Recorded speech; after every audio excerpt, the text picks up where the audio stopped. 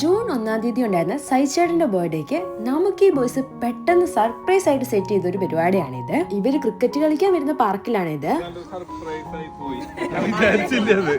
പിന്നെ അങ്ങനെ cake cutting നടക്കുവാണ്.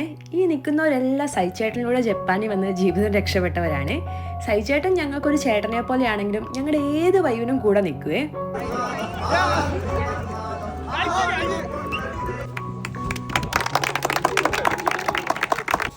അടുത്ത ആഴ്ച പാർട്ടി ഉണ്ടായിരിക്കും.